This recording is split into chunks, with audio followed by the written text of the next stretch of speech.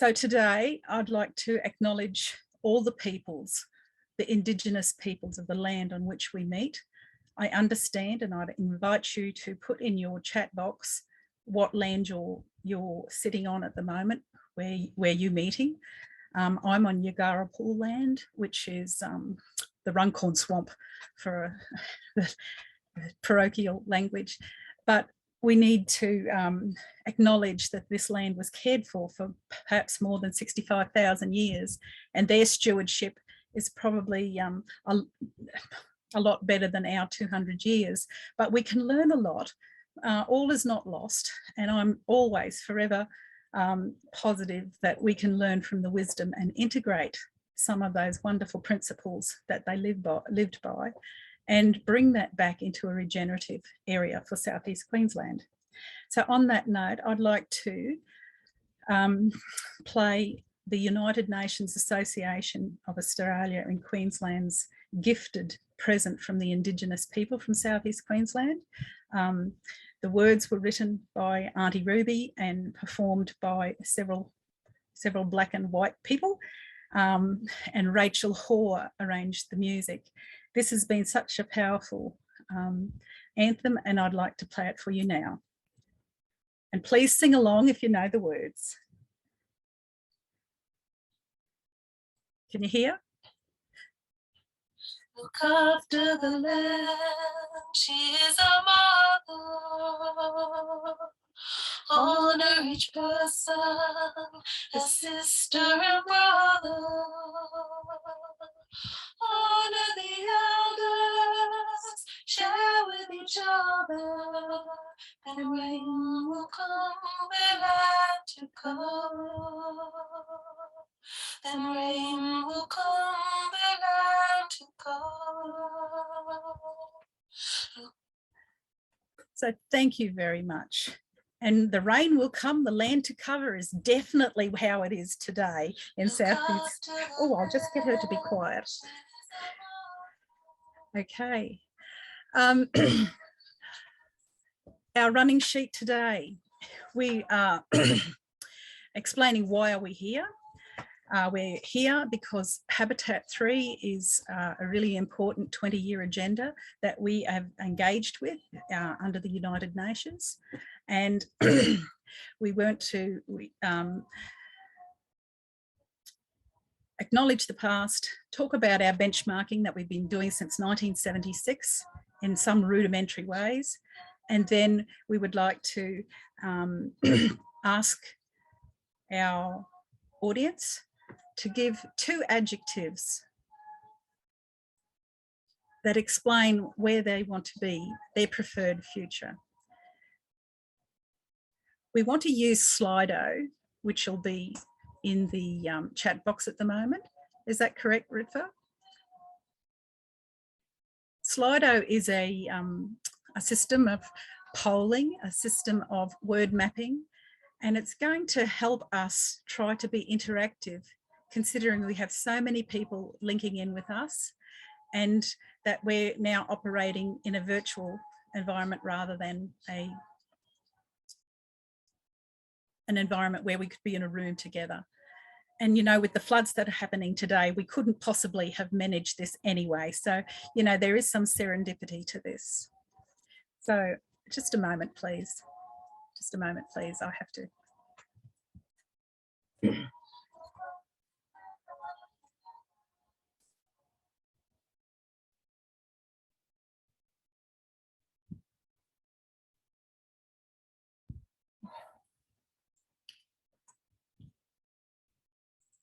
That's better. They've finally finished singing. I'm sorry about that. Technology again. I want to acknowledge the people who have helped bring this together today. We have Claire Moore, our President for United Nations Association, Katie Holt, Dr. Kathleen Holt, from the President from United Nations Association of Queensland. We have Natalie Coleman, whose video isn't up at the moment. Natalie Coleman is our new president for United Nations Association of Queensland, but she's been a very active person in this space for about 6 years. And Joel Lindsay. Joel Lindsay is our Young Professionals, United Nations Young Professionals National President. And it's really important that we ensure that our young people are involved in every one of our roundtables, but also involved with our discussions today, because we need to leave a better legacy for them, and they need to articulate what they expect from us as well. And that's a fairly important role to play. So you're going to have to listen to me for a few more minutes, because unless you'd like to say something, Claire.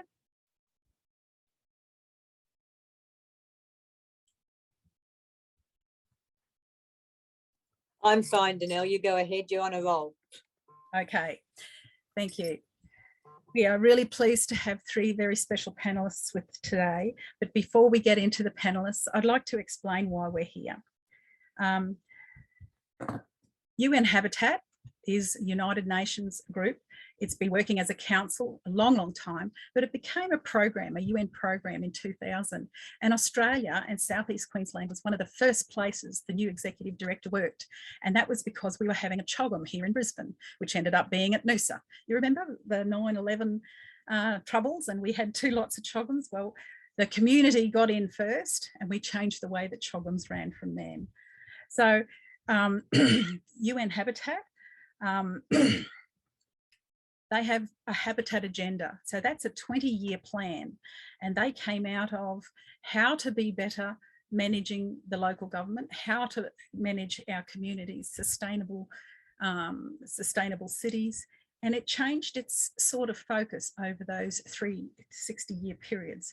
So in 1976, when we had the first habitat agenda, it was really about human health. What it was putting good infrastructure into cities and towns and rural villages and wherever we possibly could, so that, number one, babies didn't die, but for sanitation and water supplies.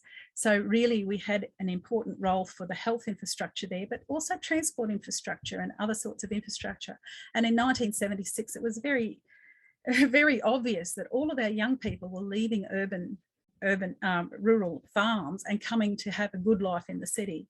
Some of them even going to universities, because universities were free back then. Wow, I mean, what a difference. And that really changed the way and the economic trajectory for Australia with those sorts of reforms. So this Habitat 2 was in 1996, and Habitat 2 was really about the right to shelter, because all these young ones were coming to the city. There wasn't always jobs. There wasn't always an easy life. There wasn't always a safe place to sleep, enough to eat. And some of them had to go back home with their tail between their legs to rural areas. And, you know, it was a pretty sad situation. So it almost demonised what cities stood for that period. So it was really important that we had what they call the right to shelter and the keys to the city. So 1996 is all about the social quality and social and rights, and more than that, looking after the people, not just the infrastructure. So funding went not just to the big hard stuff you can kick, but actually to the soft infrastructure that makes quality of life possible. In 2016, the world met again. And that was in Quito in Ecuador. And in that time, we found how important it was to look after our environment, because our cities were turning toxic. They were turning greedy. They were turning, there were some ugly parts of cities. And yet there were other parts of cities that were just blooming. And we said, well, what are the lessons learned can we have from those sorts of cities? We also had the big overarching issues in 2016. The big overarching issues were climate change, environmental degradation, more babies dying, but for other reasons. And then we had, I talk about babies dying because that's one of the fundamental measures, but we also had the developed countries and some cities and some populations. The women weren't having babies at all, and our populations in Europe were going backwards. Meanwhile, in Asia and Africa, the populations were still exploding. So we had so many issues, and the themes and the good things coming out of Quito, which Kerry Doss might have attended himself, did you? No? No. Well, I don't think you missed much, but anyway, 50,000 people in the rain, it wasn't always fun. However, it was all about regenerative cities, regenerating environmentally, regenerating economically, but regenerating socially, so that we can have socially resilience and those sorts of things too. So really, I think the underlying principle for the third one is actually resilience in all of its forms. Now, why do we care in South-East Queensland? One of the reasons. We care because, you know, residents in South-East Queensland have been intimately involved since 1976. And we've been intimately involved with the UN in that time as well. We've had some wonderful heroes who still live in Brisbane and in our Noosa and in our region, Toowoomba. So the thing is, we really have some wonderful people who've got wonderful histories, and that's why we continue to have those strong memories and strong linkages, you know, with the United Nations. But what's happened is we've been benchmarking. We benchmark 25 regions. And in my time, in the last 20 years, while I've been benchmarking and doing, there's a whole heap of things, dashboarding and statistical analysis and mapping, those 25 regions come under this group called NRG4SD, which is the Network of Regional Governance for Sustainable Development. And even though we're talking about cities, when we look at South-East Queensland, we are a network of cities and towns. But more than that, regional governance means that we have consistency against our most treasured resources, and we can get smarter quicker.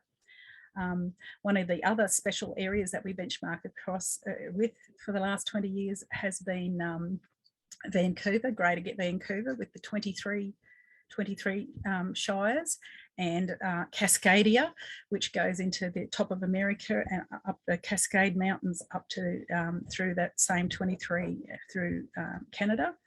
And we've learnt quite a lot that benchmarking, but the 25 regions are all around the world, and we can learn things from Portugal. We can learn things from really poor countries who pull up their socks and really make a difference. So it's not just a rich countries lessons learned. We can learn a hell of a lot from our developing countries and our poor countries. So they have been measuring policy and practice. We've been part of a global observatory. The global observatory, which is the UN Habitat Global Observatory, but it stands in its own right, is in the Netherlands. It was in Delft and Rotterdam, but now it's based in Utrecht for anybody who's got Dutch connections. We have better measures over time. They were very rudimentary 20 years ago and 40 years ago, and now they're getting so sophisticated. And that sort of leads me into the Sustainable Development Goals and SDG 11. And yes, and they say, well, that's how we are now. But what did we do prior to that in Australia? Well, Australia had its own Australian 6 headline indicators in about 2000. Or even before that, we had the Howard government you probably remember this, Claire, but the Howard government brought in these 6 indicators for how we measure our success and our sustainability, but I don't think they use that language.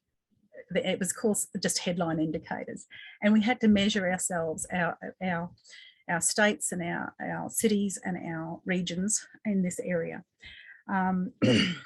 Now, I'd like to also refer and give you indications about how to look at the SDG 11s and how we're going. So does anyone know about SDG 11, Sustainable Cities?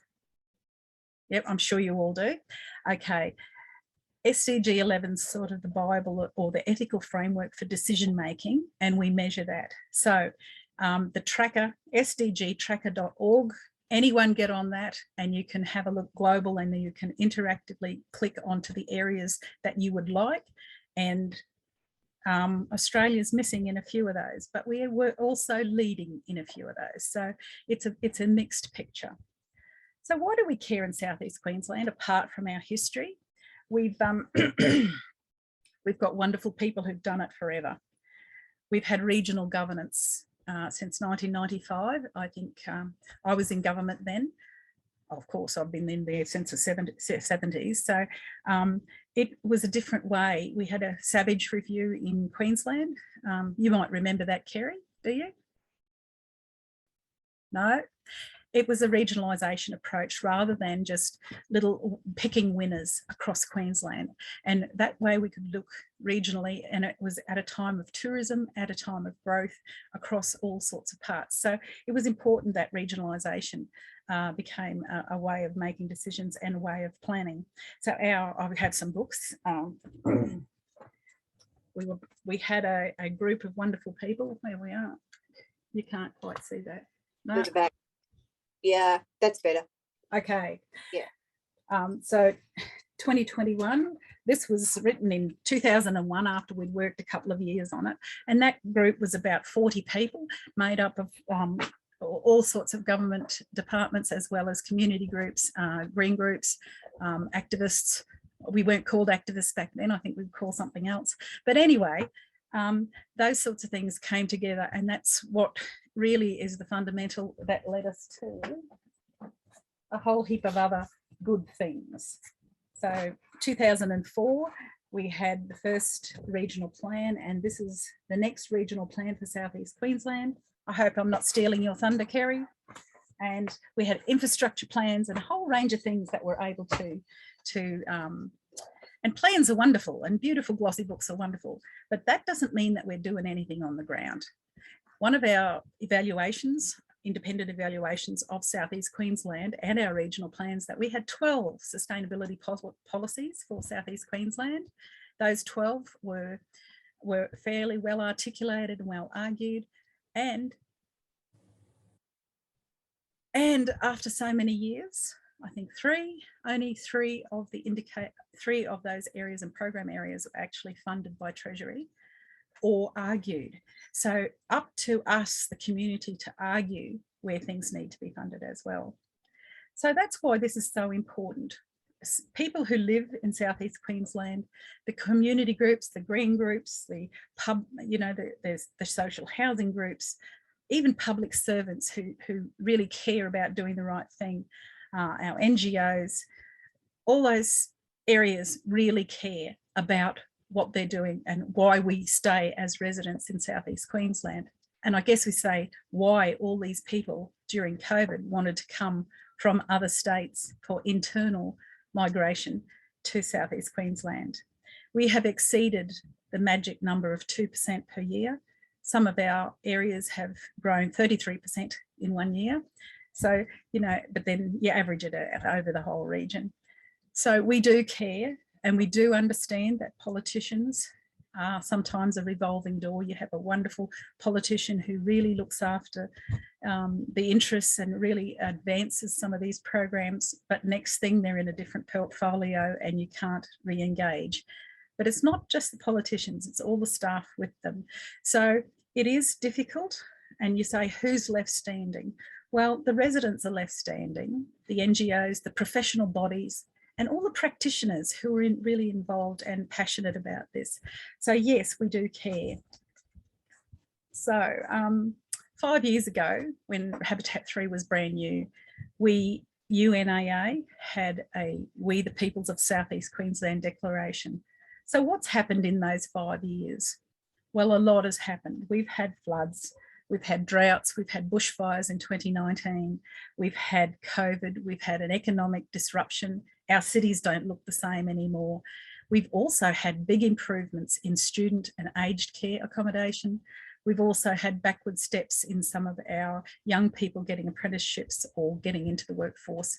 We even have a terrible indicator, which shocked me. I didn't expect this. Only 46% of our senior students go on to get an education. So that means the other 50-odd% may have got themselves into a life of poverty because they haven't gone into vocational education or tertiary education, and they may have to sit in the service industries. So on that note,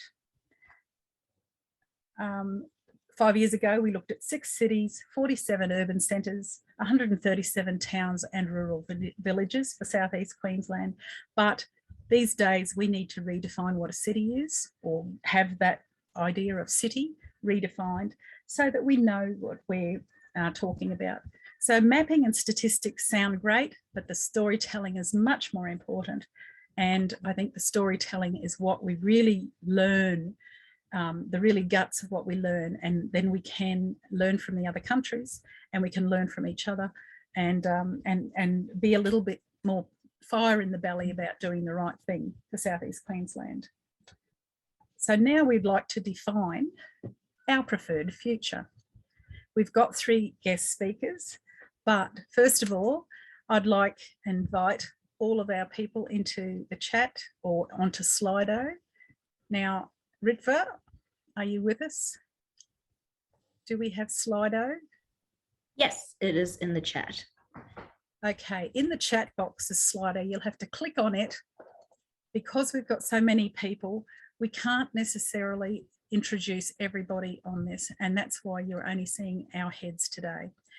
I'm going to invite everybody to put 2 adjectives that are your preferred future. So mine would be green and equitable, but yours might be totally different. We're going to word map that.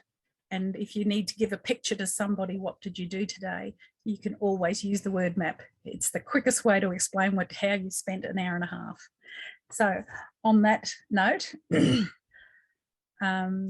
we would like to come back in the pub, the virtual pub later, and talk to each of the people in that virtual pub environment, Zoom, about their adjectives and what they want. But in the meantime, I'd like to hand over to Claire.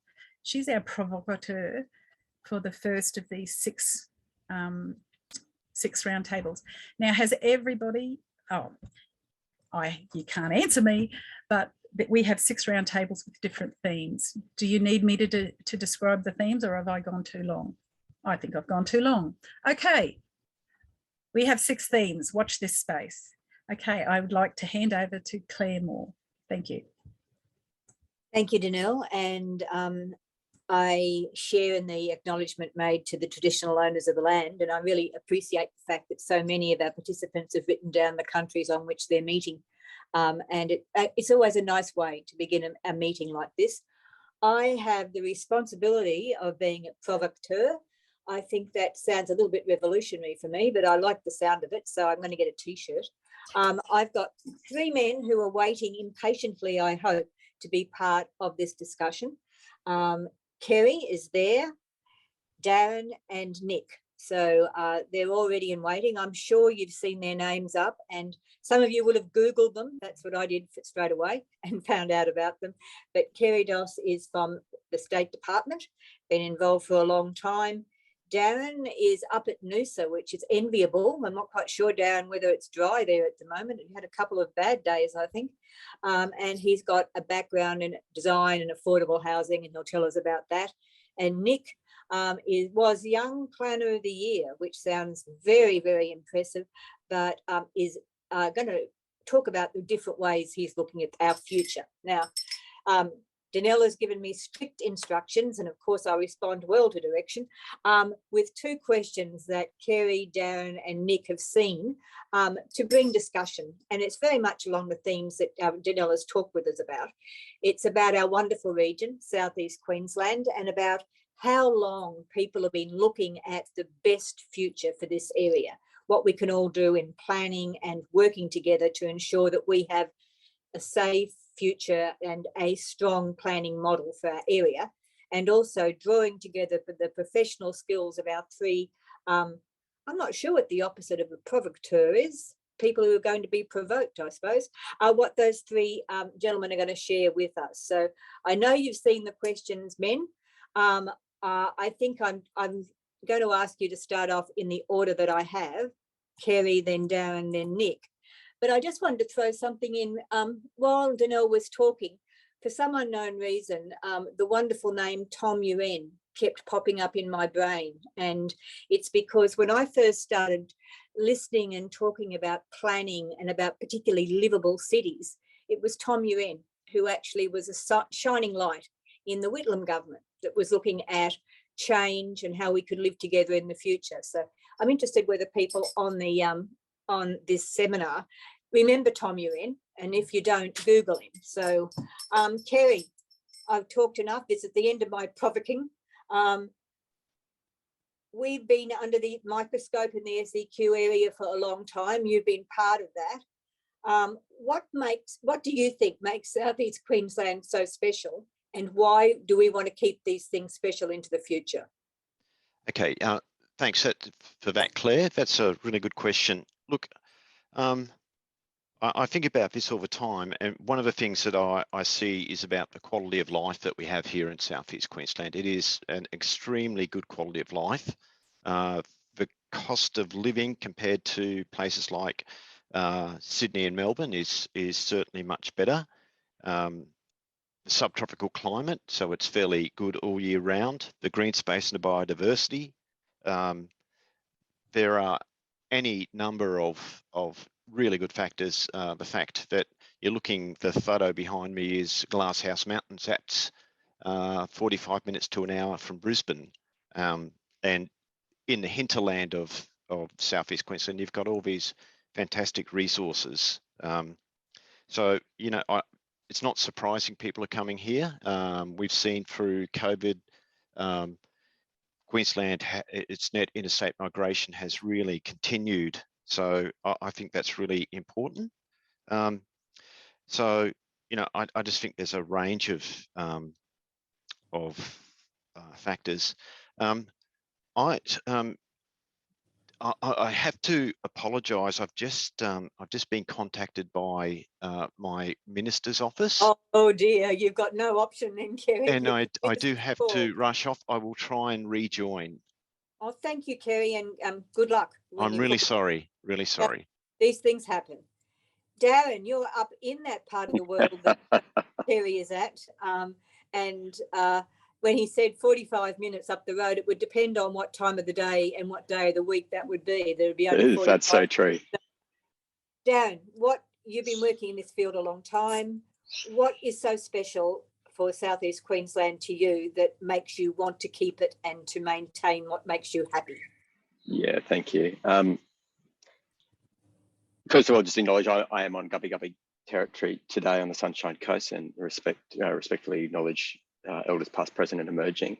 I'm typically, though, based in Brisbane and Yuggera and Turrbal People's Land, and today I drove 120 kilometres from there to here past Kerry's backdrop, and I remember the outrage around the concept in SEQ of the 100-mile city, the concept of interurban breaks, the koala territories, everything that we were trying to do to try and, you know, distinguish, or at least preserve those things that at that time we were whipping ourselves up into a frenzy to try and protect. But look, South-East Queensland, I think, for anyone who can remember what it was like to travel whenever you leave Queensland, or listen when you ever leave Australia, my return is always a joyful experience. It's always tinged, like I think many people is, with a sense of, boy, it never changes. And boy, how good is it right here? So, you know, we're very fortunate. And, you know, none of that, a lot of that stuff has nothing to do with us. We're just lucky. We just happen to be here at this point in time. And then for anyone who studied history, you know, we're incredibly fortunate just to be alive right now, the top, you know, 1% of wealth of any individuals in the world at any point in time. We're very, very lucky, but we're not leaving our future generations necessarily the same sort of prospects that we all moved into. And when I think about the things that even Kerry said about maybe my words now, the wild places of South-East Queensland, and reflecting on David Attenborough's most recent stuff in 2020 about, you know, 20% of the world's wild places have disappeared since he was born. He's 90 years old, right? In that period, 20% of the world's wild places have disappeared. And I think about, what does that mean for us? We've only been really in Queensland since the early 1800s.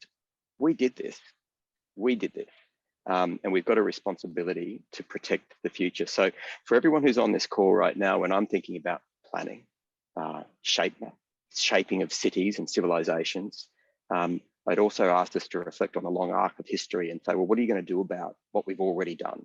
And what can we do by looking back? So, you know, the things that I find joyful about South-East Queensland are sometimes the things that you catch out of the corner of your eye and that you wonder how they got there. And I'm just going to give one particular example for anyone, and we're at risk of talking about Brisbane, right? It's South-East Queensland, it's enormous, what, 5.2 million? Oh no, that's Australia. That's Queensland. What do we got in South-East Queensland? Must be maybe 60% of that, maybe half.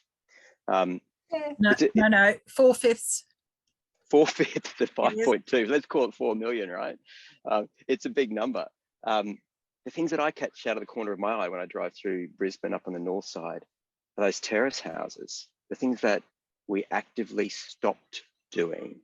And for anyone who's the planning buff, and they've heard me say this before, the Undue Subdivision of Land Prevention Act of 18, I always get the number wrong, 1885. Queensland only became a colony in 1859. And in 1885, we're already saying, oh, those lots are too small. We need to make them no bigger than 16 perch, 400 square metres. Now, 400 square metres is a lot, is at best 18 dwellings per hectare. And for anyone who remembers Paul Eagles and EDQ and ULDA, when they did the Res 30 guidelines, they were doing better than what we were doing in 1875, right? So there are some brilliant housing choices that would enable Brisbane to go back to doubling down on how we provide housing, rather than going to the 16 perch, the 400 square metre block, or heaven forbid, the 800 square metres, where we can then reinvest back into our communities. Because why? We've got communities at a density that drives the ability to have a local shop within walking distance, a school within walking distance, bus services that are profitable.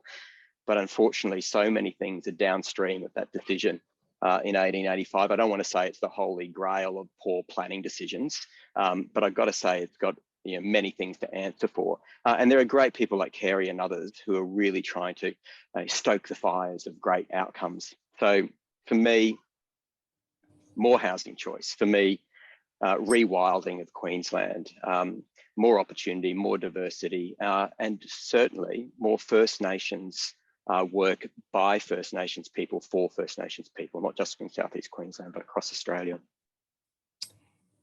Thank you. And I love that term, rewilding. I've not heard that, but I'm not going to lose it. And I promise you I'll give you credit for it. I promise. That's not mine. It's good though, isn't it? Rewilding. Nick, you've been able to sit back and listen. For you, why is South-East Queensland so special? And what parts of its specialness do you want to maintain? Oh yeah, thank you for having me. Love listening. You've got the video working. Good man. Yeah, and a backup on my phone in case. So yeah, I'm here on Yagara and Terrible land in Fortitude Valley, and I just do want to start with I am like a bit rattled right now about what's happening in Ukraine and our world sort of reacting to it. Though what I came to the hour leading up to this, while I was going down rabbit holes and freaking out, it just reiterated how important it is that we have discussions like this, looking at the UN, looking at that international global cooperation and working towards a better sort of future.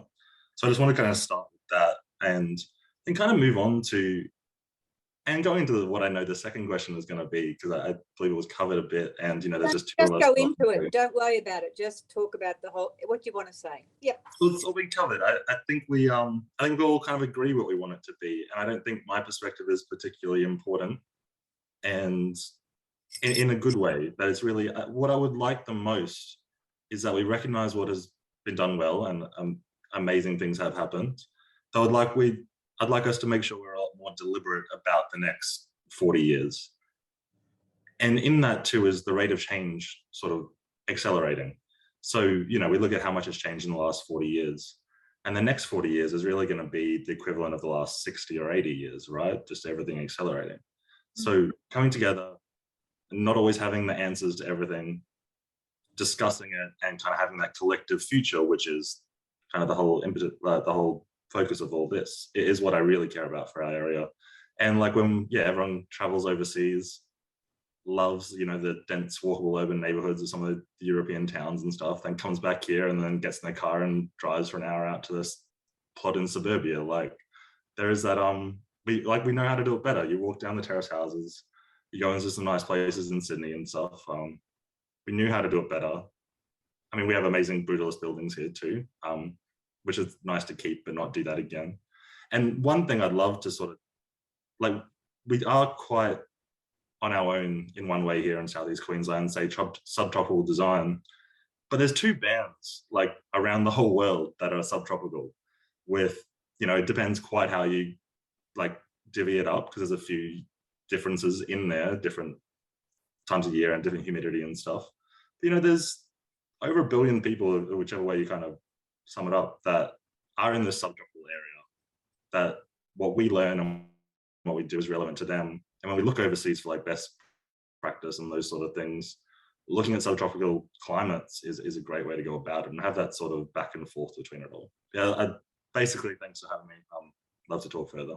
Right. Nick, in your conversations and your thought processes, and I actually do share the fact that it's a bit hard when we know what's happening in Europe at the moment to concentrate fully because it's so overwhelming.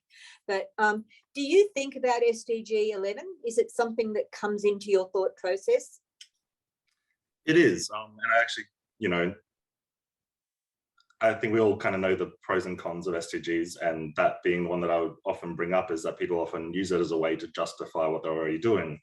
And often they don't even go into the targets and the sort of like breaking it down, and they just kind of look at sustainable cities and then they tell themselves that they're doing a good thing already. So the usefulness of the tool, I think, is very interesting, which is part of what I got into the masters that I did recently, like the usefulness of activities that we do and how that actually feeds into decision-making processes. Right. And then, you know, whenever anyone talks about something, they want to tell you how they're, you know, they're having a positive contribution to 11 out of the 17 SDGs.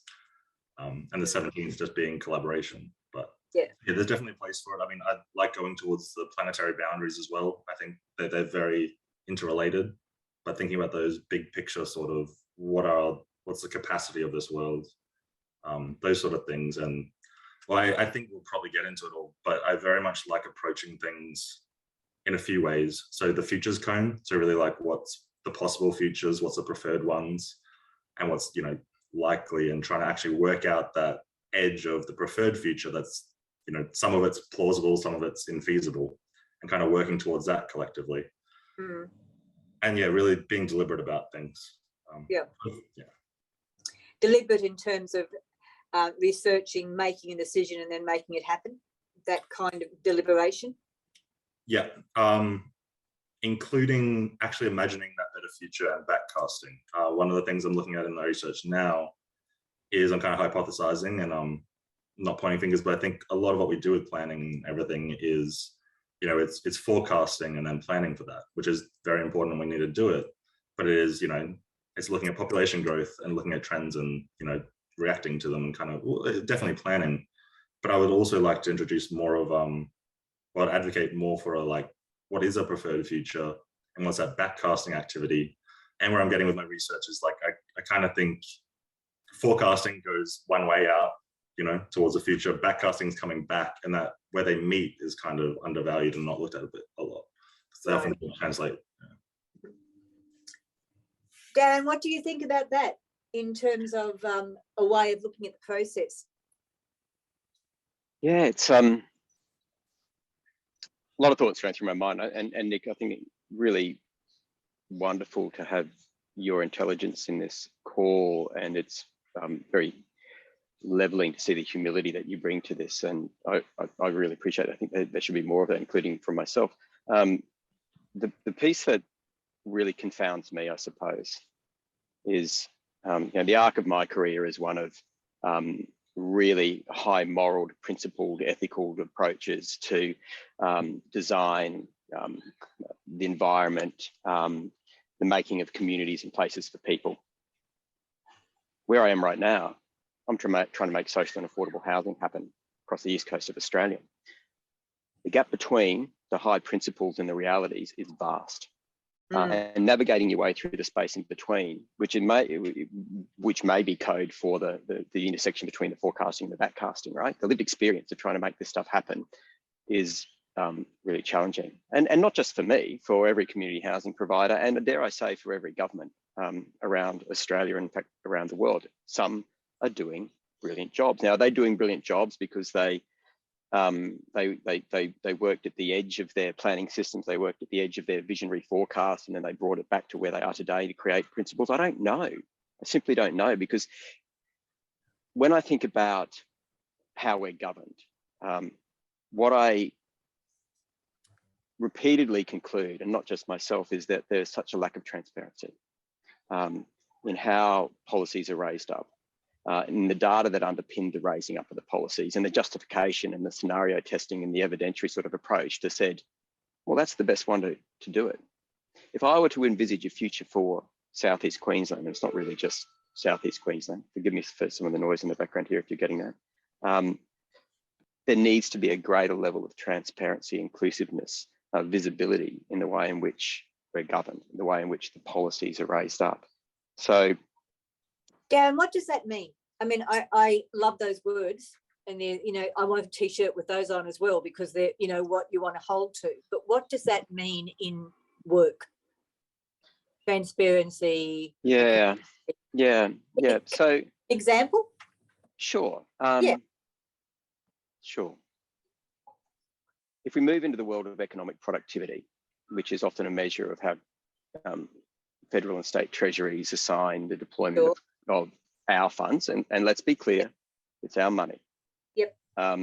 So, when the Victorian government says we're going to spend $5.6 billion on the big housing build, they're spending Victorian taxpayers' money. When the Queensland government says they're going to spend $1.9 billion on the Queensland Housing Investment Growth Initiative, they're spending our money. Now, some of these things do just arrive with very little, well, in fact, almost by definition, they arrive and are provided to us.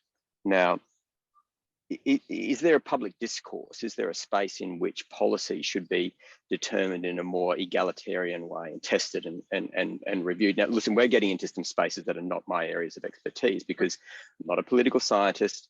I'm a keen observer of politics, and we're seeing it right now federally. Again, the contest of ideas, the brokering, the wedging, on it goes. But really, what we're interested in, it's just being well governed.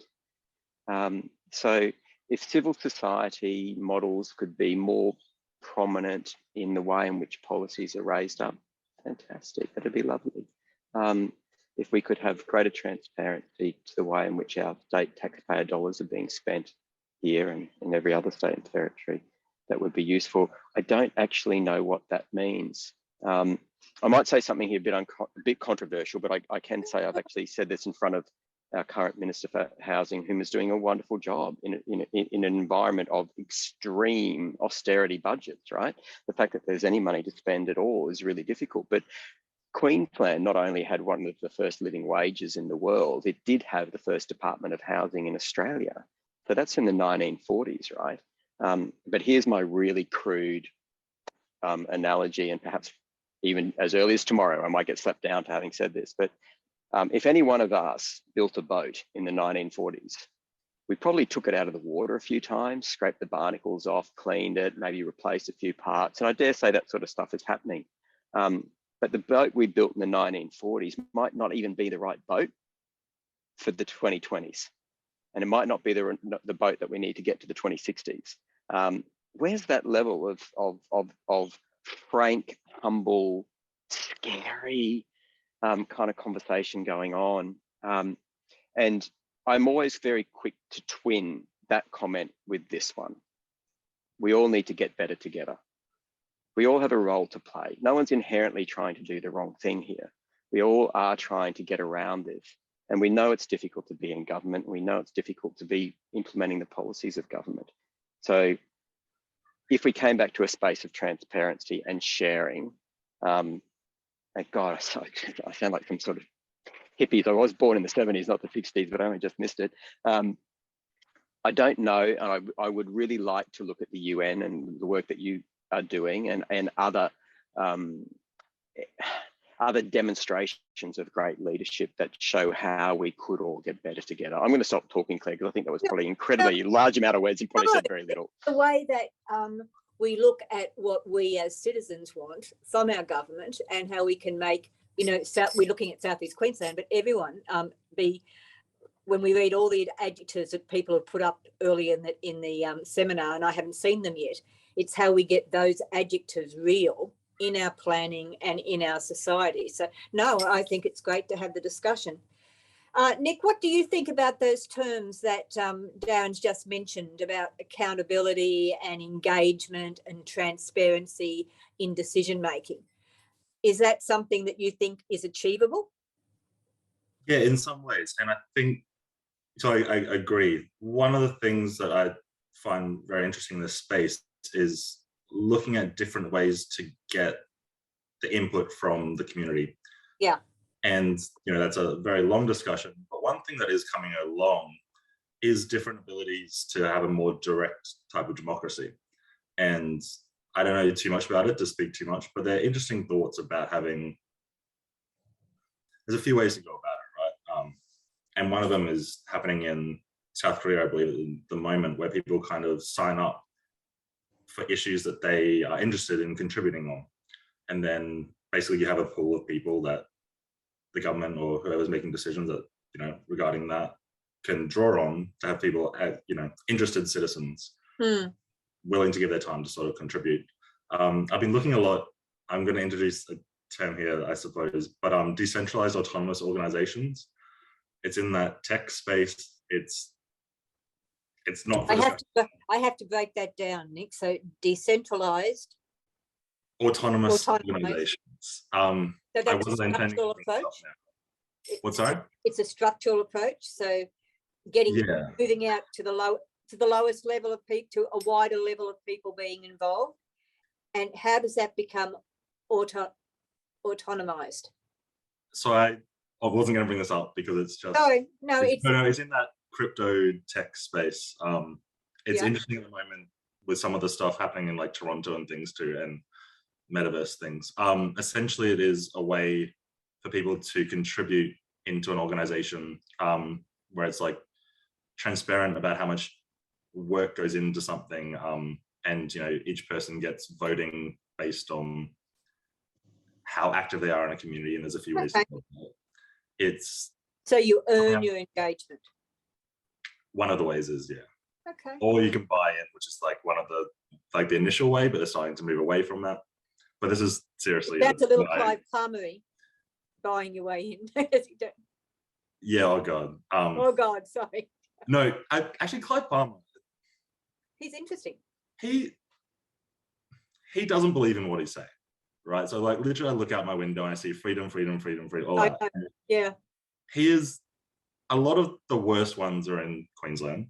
So I can't believe I'm saying this in such a public forum, but they at least believe what they're saying for the most part. Most of the terrible ones that, you know, but he is manipulating in the public, you know, with their particular views that are that sort of thing. They at least believe in what they're saying.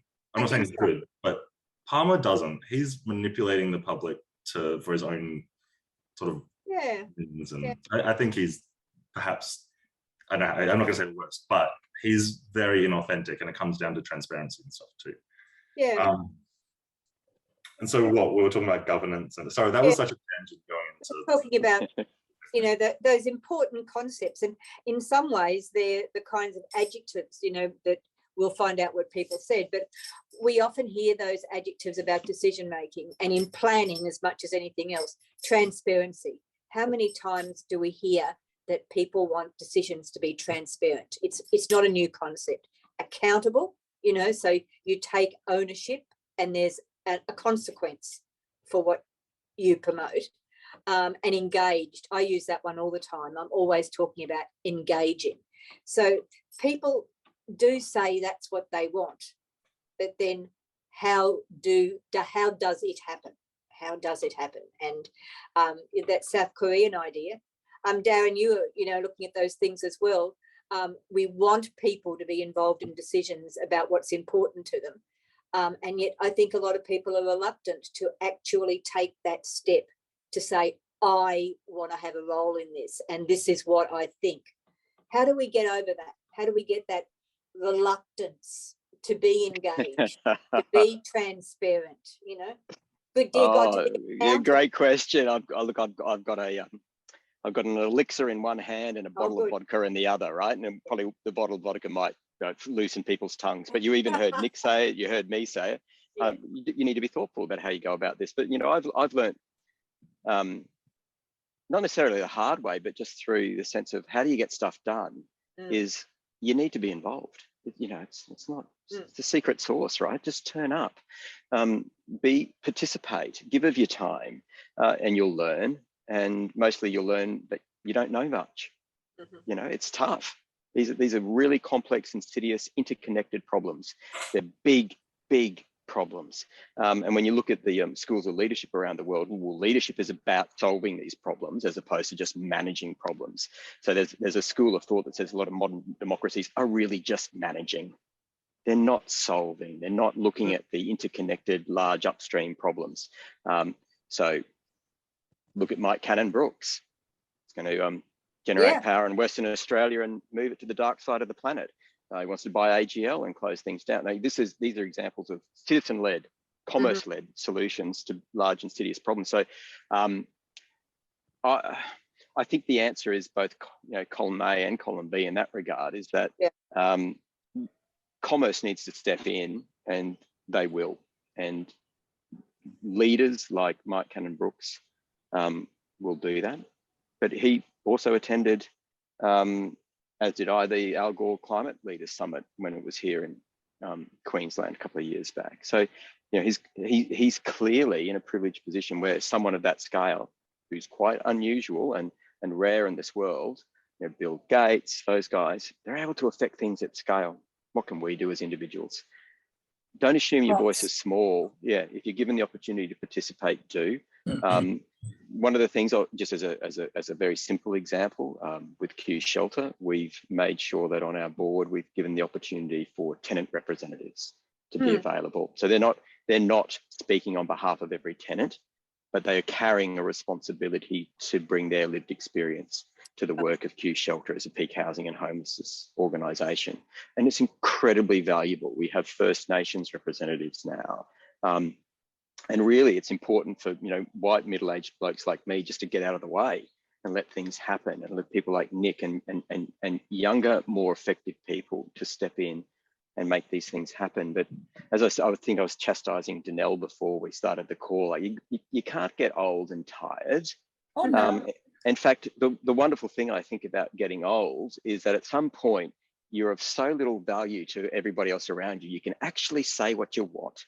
So I think that might be a really poor picture of our senior years, right? And I hope I'm not there yet. And I hope I've still got the rage in me, but the rage is tempered by those simple words of being better together. How do we solve these insidious problems? We have some Q&As, but Claire, would you like to just very quickly round up this section so we can invite other questions? I just think that both of the people, and I'm sure Kerry is really, really disappointed, and he did give his apologies, but when your minister calls, your minister calls. So I think both Nick and Darren talked about people being involved and not always knowing the right answers, and making sure that, I think some of the words I remember are deliberative approach. So you actually deliberately get involved, but you don't take away. So I'd be really interested for people to take away the sense that both these guys are wanting to be active in the process, though they neither of them pretend that they have all the answers. But they talked about why it was important that we protect what we have. So that was the theme of our session.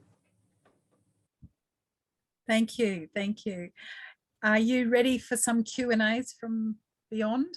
And I'd just like to chip my little bit in and say that, you know, nothing ever happens in government if the people don't ask for it or don't push for it. So it's really our job. The power of the NGOs is to expect good governance, and we're responsible for the government that we get if we don't keep them accountable. So, you know, we have a job too. We just don't sit down and be apathetic little things at the end of the line. We might have to shake the trees a little bit too. So, which is what is happening. Now, some of the questions from our audience because of the process today. One is about deliberative democracy that you mentioned, Darren, and they say, do you mean citizens' juries? So that question comes from Paul Bishop. He's a councillor from Redlands. Oh, it's great that Paul's on the call, and he's a great example, I think, of someone who's stood up and is involved, both in the cultural life of Queensland and Australia, and also the leadership through his work with Redlands City Council. I don't know, Paul, whether it is which of those two models it is. I haven't reviewed them. I'm more naturally drawn to the concepts of participative democracy, but I really think that it comes down to what's in the detail. So I'd love to have a chat with him or anyone who is able to walk me through those things. Okay. May I? They have been very effective in Queensland's history, but I'll just hand over to Nick. Just yeah, citizens' juries are definitely part of it. I think the real approach is, I mean, that's very resource intensive, but amazing when you can do it. And so then being deliberate with when you employ something like a citizens' jury to take a full weekend of 100 people's time to come in, and then they have to put on their hat of representing their, like, what they represent in, their, as themselves as part of the community. But yeah, it's really about doing many things. I think the real answer is you have to do quite a few things all at once. Even part of the answer is in the UN Habitat's right to the city. So Lafar's right to the city, and then flow on from that. One of my research supervisors has like the right to the digital city, and we're kind of taking it further when it starts coming all that. And so it's really all these different things. And it just comes partially down to, I want to quickly say, like, I very much aren't of the opinion that young people are the answer and have everything. One of the things I really advocate for is unlocking the potential, or the knowledge and the activity of people that are nearing the end of what we would consider their sort of normal working life, and those that are getting pushed out way too early. People that are, coming back from maternity leave, having all those issues and not giving that opportunity to be involved, and retiring before they need to, can't getting back into it. So it's really, one thing is at both ends of the spectrum. And then you've got a lot of issues around, I mean, community engagement has traditionally just been, for lack of a better term, the old people who actually call up their councillor during the day, and then they're the squeaky voice. And that's still important, but we need a few different ways to get a better representation of what the community wants. You know that we have tools in legislation already, and that there's 5 levels of community engagement. We only get to exercise probably 1 level, but the 5th level is continuous ongoing participation and relationships, which actually brought around the SEQ 2021 back in 2001 plan. And that was to have quarterly meetings and monthly meetings, and having the community there and having a voice and being listened to. So we had quite a few ministerial advisory committees and liaison groups, and we were able to link in, and if there were ugly things, we were able to put it on the table and actually work through those ugly issues before they got out of hand. So I'm very proud of what we've had in the past, but I want to be able to exercise what's already in legislation as the 5 levels of engagement. And getting back to the question that was asked, yes, and when you think of what a citizen jury is, it's what the Indigenous people have been doing forever. So, what are we learning here? We just give it a flash name, and the thing is, we just need to make space and expect it. I think we need to articulate that in our We the Peoples of South-East Queensland Declaration. Now, I do have another question, if you're ready. Extreme wealth can affect things for the good as well as negative impact. How can we influence the interconnectedness of citizen-led change that is equitable, inclusive, with shared wealth? The hows are always the difficult ones. All yours, Nick. Yeah, so there's just so many trends that kind of point towards that increasing gap, right? Even coming down to the average CEO's multiplier on the average worker. And then, like was said at the beginning, there was, here in Australia, we're in the top 1% just by default, basically. So you've got all that equality sort of issues there.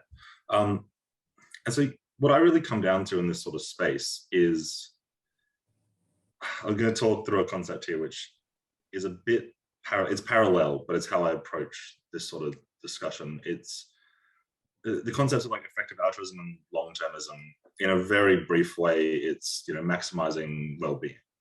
And you look at maximizing the use of your resources and really having that impact on maximizing wellness. And there's, you know, all these different ways to measure it. And long-termism, bring that up particularly because we are talking about Indigenous as well, quite similar to the concept of the 7 generations, which I've heard it discussed in 2 ways. But it's really that thinking about the future. I know I'm young, right? I'll say I'm 31, but I actually think of myself as like 25 going on 80, where I have this, like I feel younger than 31 for sure in so many ways. But I also feel like this old person that is just obsessed with my impact on the world before I leave it, in a good way. Like it makes me be really efficient with my time and like actually care about what I'm doing. And you start looking at like all the future people that are ahead of us. And if we don't mess it up, there's going to be an enormous amount more people ahead of us than there have been currently or before it. And so we really just have such a collective future if you care about consciousness, biological life, not even just necessarily humans. We have such a responsibility. And, you know, I'm sure we're all aware of that 30-year, 1.5 degrees warming. Right now is very important, and it's particularly important when you look at everything that is ahead of us. When you think 100, 200 years in advance, which we don't do, and it's very hard to do, everything becomes plausible. So all this sort of talking about shifting towards different forms of governance, getting an actual balance and some sort of harmony with the world, that all comes into play. And so I would like if we thought about and discussed that more. And it seems like such an abstract concept, but the way you bring it back to the decisions you're making now, like I've been reading the chats and stuff too, where it kind of goes beyond those, just beyond those like political stuff. Okay. I'm in the Q&A section, and one of them is, how can we make our elected officials to be stronger on their ethical and no, they already have an ethical oath when they sign in. How can we help them to be stronger? Because they're the Johnnies on the spot. They're being, and Claire knows this because she's been an elected official for a long time too. How can we help them to be stronger? And I'll ask Claire. Oh, dear Lord. It's how can we help politicians to be stronger? I just think it's really important that people realise that, you know, their parliamentary representatives are there to represent them, and that they take the opportunities when they have concerns or issues to come and talk with you. And I have told people that, you know, every parliamentarian's door should be open. And it's amazing the people who take up that opportunity. The other really good tool is the process of committees that parliaments have both at the state and federal level, where issues go out to committee. People are able to put submissions in and come and talk with parliamentarians about their issues. That's the only way some of the major awareness campaigns and changes in policy for people who are in institutions. You know, 30 years ago, no one talked about that. Now we've had a range of very confronting changes because people had been damaged so much by government decisions to put them in homes, and horrible things happened there. And now that's not hidden anymore. The issues around women that had their babies stolen from them, you know, that was not an open public comment until women got together and demanded that their politicians would do something about it. It's very rarely a quick process. You've got to have a major crisis to get something happening quickly, but you don't give up, and you certainly don't just take that phrase, somebody ought to do something about it, because if you don't do it yourself, nothing's going to change. So that was one platitude after another, Danelle, but I think people get the message. Okay, so Darren, from where you sit, you've been on the edge in the professional bodies, in your industry bodies, in the role that you play now, which they're quite different over 20 years or so. That's right, yeah. Good for you. You know what it's like dealing with politicians. Have you got some insight into how we can make them better and stronger?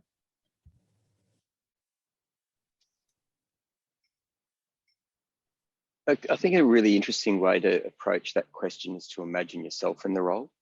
Mhm. And, you know, and Claire, you've been there, you know, good on you. You said yes, you put yourself on the line. And I don't think I could, I'm not sure how I would go if I said yes. And whenever I look at some of the, you know, the things that are going on at the state or the federal government, I think, why'd they take that decision? What was going on there? So if you get underneath that, right, it's very hard to penetrate that to the extent, you know, we talked earlier about transparency, right? Sometimes these people feel like they're a long way away from you. And, you know, I've got work going on in Mackay and Townsville, and I've got work going on in the Northern Rivers of New South Wales, which is closer to George Street than Mackay or Townsville, right? So the concepts of where your representatives actually are representing you from is also fundamentally challenging to being able to present your voice. But when you get the opportunity to present your voice, you should. And if I was in, for all of you out there who just heard me, you know, ramble on for way too much airtime, you'd probably find it hard to believe that I think I would try and just listen. You know, ears open, mouth shut type stuff. It's difficult, but I'm just going to do the counterpoint to that too. Apathy is an incredibly negative force. And I think communities can be lulled into a false sense that everything is going to be okay. And around any number of issues, you know, and look, let's just follow that to its natural extremes. You know, Nick mentioned it earlier. You talk about the world as a planetary system. We can't keep consuming everything because ultimately there's no products left on the shelves, right? Because there's no more resources. We need to get in front of that. And look, the commercial industry, the commerce free market they just will. But what will be left of the planet by the time we get to that point? So listening, sorry, I would just want to get back on the apathy. Moved on. Greed is no longer good. The apathy piece, right? So in the work that we do, and so up here, Blue Chip, Blue CHP, CHP stands for Community Housing Provider. And what we try and do is we try and bring together all of the bits of the puzzle to try and deal with the big insidious problem. So the big insidious problem is there's a shortfall of 350,000 dwellings tonight for people around Australia. 350,000 dwellings short, which means there are people homeless, people living on couches, living in cars, living in parks, or living in inappropriate accommodation. And the numbers for Queensland, you know, they track evenly with that. There's anywhere from 30 to 55,000 people found eligible on the social housing wait list. Someone will correct me specifically what the number is at this particular month. They're big numbers, right? They're big numbers. But if I walked out this door and down the street and asked anyone, well, tell me about the issues around social and affordable housing, I'll probably get conversations about, oh, I can't, you know, it's really hard to buy my second house, or my 21-year-old daughter, if she weren't living at home, she couldn't access a house. I have a 21-year-old daughter, if she weren't living at home, she couldn't access a house. But no one will be saying, that single mother, she's living in a car around the corner from me. No one's talking about that. So apathy or wanton blindness to any number of issues is a really negative force in any democracy, anywhere, really, in any part of your life. The things that we overlook, you know, we'll leave that to somebody else. So people like us on this call, probably we band of so few, right? We do need to make our voices be counted and sometimes say the things that are unpopular, because sometimes others won't. In fact, I would dare say 90% of the population really won't lean into some of those challenging, big challenging issues. To get back to the question, and that's great. And before I go to Nick, we had the youth of South-East Queensland do a water futures years ago. And it just blew our minds to the extent that we ended up changing the COAG agreement. So don't think for 1 minute that young people or any people does not have a say. It shocked us to our backbone because young people weren't constrained by the regulations. So that when water management changes that much as a result, I'm very hopeful of people power and youth power. So over to Nick, sorry. So just, yeah, I agree. Like decision making needs diversity, and part of that is youth. It's one part of it all. One like tangent, which addresses the governance issue, question, I suppose. I think we need to support them when they do well, not just cut them down when they're not or whatever. Actually have that, okay, yeah, you're doing something good, support it. And allow them to change their mind, which is very difficult for a politician that's voted in based on sort of a set sort of election promises and things. But we don't allow them to change their minds. And that extends to us, everyone else. I think we are just so all tied to our current thoughts, like our sort of our unchanging beliefs are just so tied to our identity, and we don't allow ourselves and don't allow others to actually change their mind based on new information and changing thoughts and that sort of stuff. And that also comes to an irky sort of part of it all, like the businesses that are going to be shaping this green sort of sustainable future. We have to allow some of the ones that have created all this mess to make their shift, like AGL, but like your Shell and BP, right? It's so tempting, and I feel it. I want to tell them, no, you don't get to be a part of this because you were so instrumental in creating all this mess. But they're not just going to go away. They've got so much capital, so much money, so much everything. They can control so much that they're starting to shift, right? Like in many trivial ways. But I think we need to allow them to shift and not just be, the judge that tells them that they're not allowed to anymore.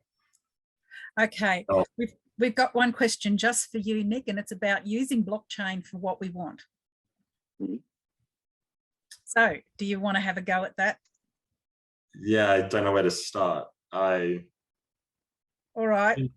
No, I've been very interested in the metaverse stuff recently, right? And it sounds abstract, but it's happening. And it kind of also comes down to, is housing for shelter or as an investment? Prices have gone up 20% in the last little bit. Like literally, it feels like I'm never going to be able to get a house in the real world. It's not a binary thing. It's not a binary. It's not one or the other. It's in everything. Well, it's also security for women. It's everything. So I agree. Sorry, it's just like a one sentence thing. And it's just like meant to be kind of an irky binary there. But yeah, like we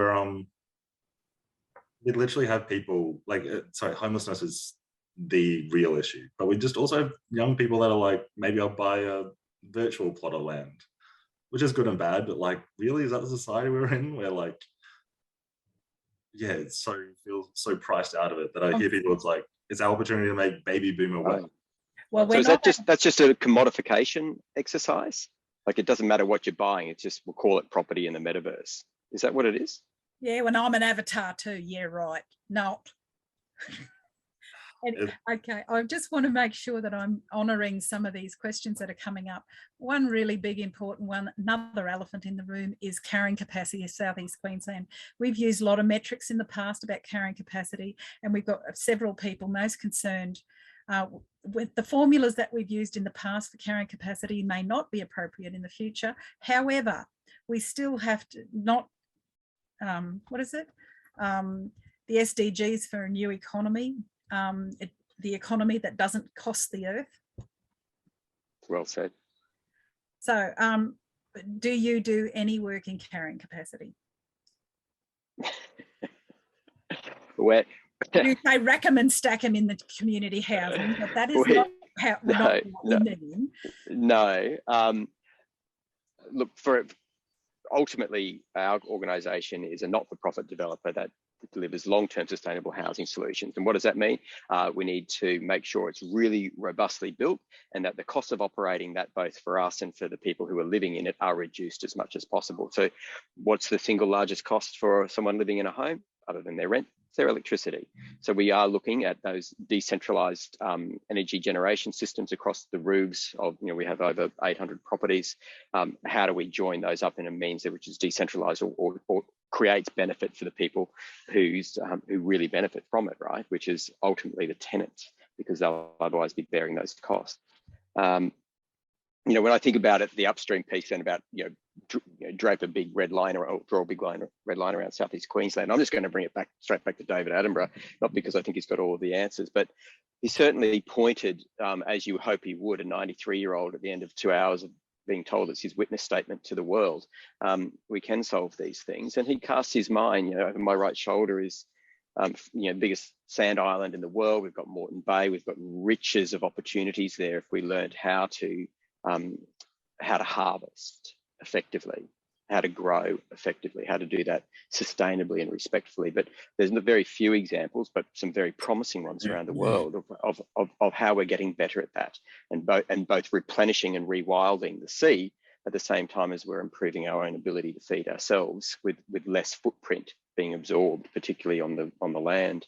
So look, I'm sure Nick and others on this call probably have multiple other examples of how we can not cost the earth to do simple things like just feed ourselves. So do you have raised gardens in your community housing for people to grow their own? No. There's an idea. Okay, I'll hand over to Nick. I literally can't get my mind off this blockchain question because I didn't so poorly the answer. So I think Darren answered the actual question so well that I'll go back to that quickly.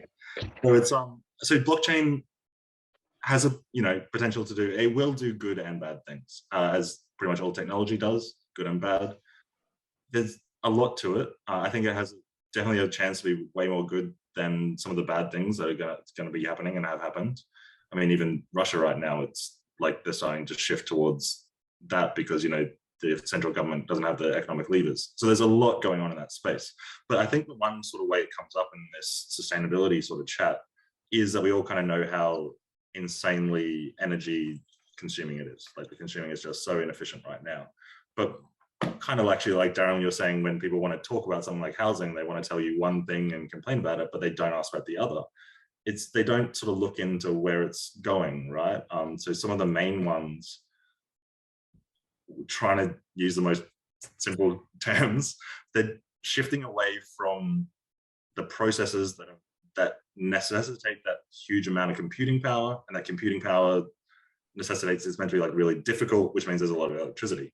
They're shifting away from that. So you would have heard of Ethereum, which is kind of like the one after the block, what you would know as like Bitcoin, right? It's that next one. It's their next step is going to be, it's to proof of stake, doesn't matter, but that's going to be way less electricity. And you've got Cardano, which is already doing that and stuff. So they are really switching to it. And the ways I've seen it is like, so I do work in some remote parts in Indonesia, and it's the unbanked, like the amount of people in the world that don't have a bank account and don't have digital money and don't have sort of a way to create some form of credit and then get like a loan based on it, and all these sort of things. Blockchain is definitely part of one of those equality around the world type things. Okay, I'm going to lead into the last question, and that is, before we do a little gig at the end, but the last question, they say that why we're losing our sacred spaces and our public realm is becoming privatised is because of the need for housing, and that it's a double-edged sword. However, it doesn't need to be that way. The question that has come out of several streams here is, do we have a code for slums? Who would have thought South-East Queensland and slums?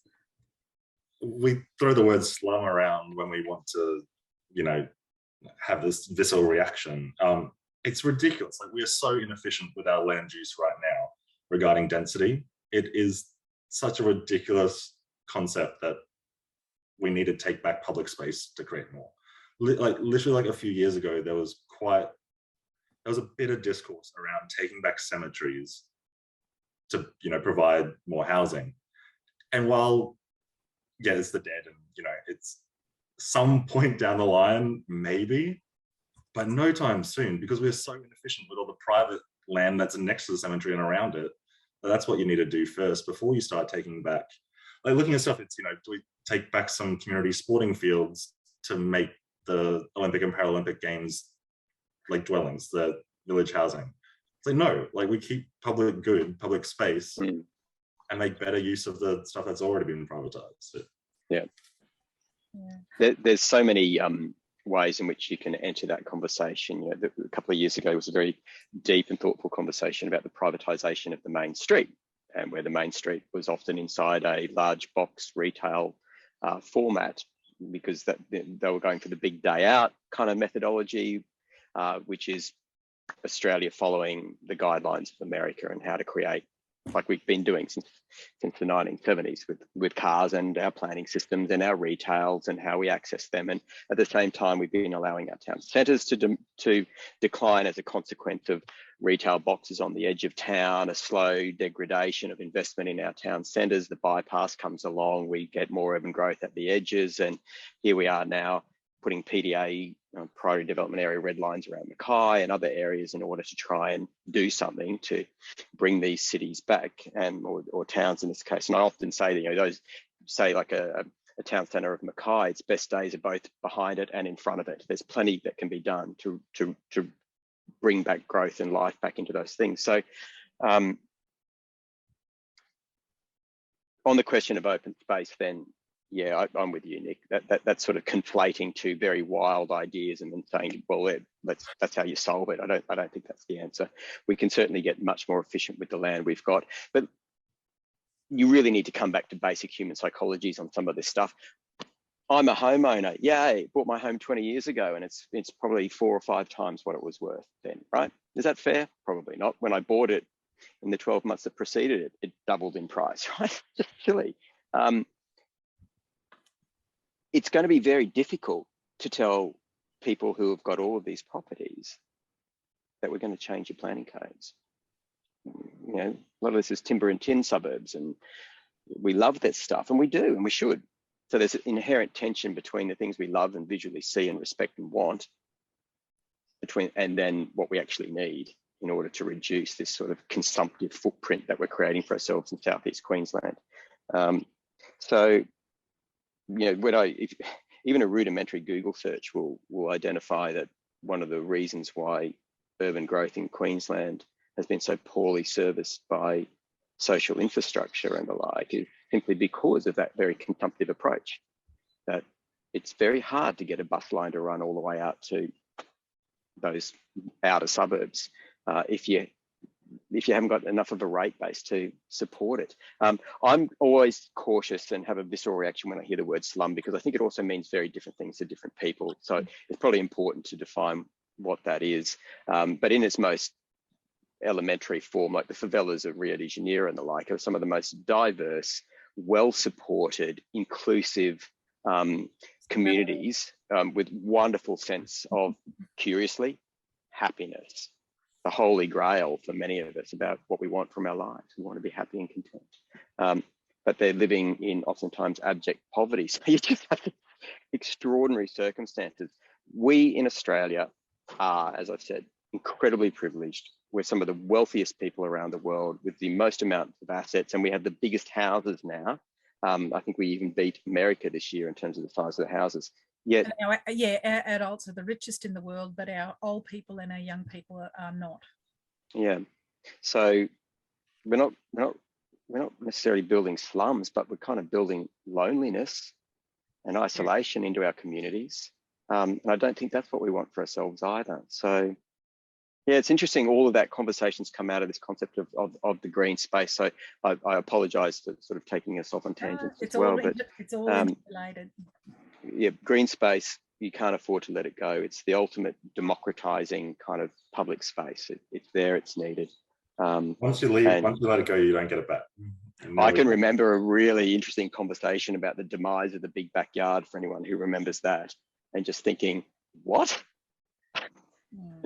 Like, we've got brilliant access to parkland. We don't all need to be able to play backyard cricket. We just don't. And probably, maybe that's a really unpopular thing to say, and forgive me for those who I've offended. But if we were all playing backyard cricket in the park, we most probably would need the neighbours 2 or 3 or 4 down, where it wasn't like a 6 and out. It was actually over the stadium and into the next street and suburb type stuff. Like, get down there, meet your neighbours, and actually build more inclusive, participatory conversations and communities. Well, I thank you so much. We have a few questions, and we're having a virtual pub later, so we will get to meet all of our people who are watching this and don't have a voice, unfortunately, except the Slido has been advertised here in the chat section here. I've clicked onto Slido and put some of your magic words in, you boys.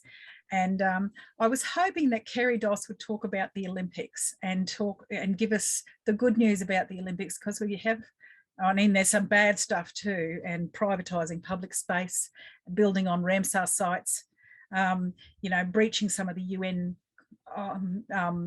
principles and policies. You know, it's tough stuff, and I was hoping that Kerry would do that. Now, we might invite Kerry back again. We have 6 roundtables. So the next one is on housing. The one after that is on environment, urban ecology and climate change. The one after that is on the economy, and we've got some real big hitters on that, and they're fright. I mean, we've got big hitters on all of them. Then we talk about elephants in the room, like privatising public space. It comes up as one of those word issues, privatising public space. I also wanted to tell you a good story where community has bought back 1,000 hectares or bequested it or what else. But it's still, when those people die off or become incapacitated, they give it to the council and the council sells it off. So we're back to this terrible, you know, might have taken 50 years for these things to happen. And you know, we're in this vicious cycle. So we aren't necessarily getting smart about this. And then the last roundtable will be capturing our lessons learned. You've covered so many topics, but you had a very broad brief today. And that was really to set the scene and to give us the adjectives that we need. So just before we sign off, I would like Claire Moore to give me 2 adjectives, Darren 2 adjectives, and Nick, if you haven't already done that on Slido. Slido is the software over in the chat box. I've already put things that you've already said, but you need your own. And Claire, if you're there, I'd like 2 adjectives from you, because I'm pretty sure Claire can't get into that. I'm sorry, Danelle, what was that? 2 adjectives from you about your preferred future. Safe and engaged. Engaged. I use that word a lot. The first one, faith. Safe. Oh, Is that personal safety. That'll do. Okay, good. Great. And Darren? Thank you. Before I give you my 2 words, I you know, true to form, I did say I'd probably be fact checked. And so one of my team in New South Wales has confirmed we do have sensory gardens. We're actually Australia's largest provider of disability housing through the NDIS, and that's in some of that housing. And we've had partnerships with the Royal Botanic Gardens for homes in the Hunter in New South Wales as well. So thank you, Jess. Big shout out to Jessica Ford. I'm just going to go my 2 words, diverse and inclusive. Wonderful. Yes. Okay. And Nick? Quickly, thank you so much for having me and you know, permitting to be part of this discourse. I'm keen to talk for the next little bit in the pub. I mean, I have to say deliberate, because I think I've mentioned that 100 times, and considered, maybe hyphenated with well considered, but just considered. Like, just actually think about it is the main thing. And you know, it could go either way from there, but actually considered. Yeah. Okay. Well, I'm so pleased we were able to pull this together after all the hiccups that we've had. And the organising committee has also had hiccups, but the thing is, to turn this into 6 roundtables has been able for you to express a lot more than you could in a 7-minute gig, you know, highly structured 7-minute gig. And you know, the virtual pub is a wonderful idea from our team as well, and that where we can speak more freely. But look, thank you very much for your time, and Claire's logged off. Thank you, Ritva. I think we have to close now, and then we'll open up again. I'm still here. Oh, okay. I want to hear all your thank yous, because there's so many people who make these things happen. So It was on the way to the pub. Okay, the thank yous are. Again, I'm sorry about Kerry Doss, but we'll invite him back for the elephant in the room, shall we? Because no, there's good faith there, and there are some elephants in the room, and one of them is the Olympics, and he's got to manage that. So that's a poison chalice as well, but it's also a very an opportunity for us to showcase what we can do. And we're learning from about 8 other Olympic and Commonwealth countries who've done these things. So I'd like to say thank you to our Nick and Darren for lasting the distance and making time even though you're on holidays, and Claire for being our provocateur. Kerry, who's gone off to Parliament, Ritva behind the scenes, that she's the UNAA logo that you can see there, but behind the scenes she is our UNYP young professional on the team, our Natalie Coleman, who is also doing the wonderful electronics behind the scene, Natalie Coleman, our president for UNAA, Pam Caspani, who was Geelong's urban design manager. Anyone remember Pam Caspani from our Habitat 3 last time we did this? Well, she's the lady who's pulled together this discussion paper. I don't know whether you've had a chance. 47 pages of history and maps and visuals. Just in case we haven't covered enough in here, we need to document that too. And it was good homework for all of us to do that. Thank you to Claire Moore for being the provocateur, and Joel Lindsay if he's out there. So thank you everybody, and we'll just meet again in the pub very shortly. It's the other Zoom link that you have. Thank you. I'll give you presents when I see you in person for lunch. Bye-bye. Bye-bye.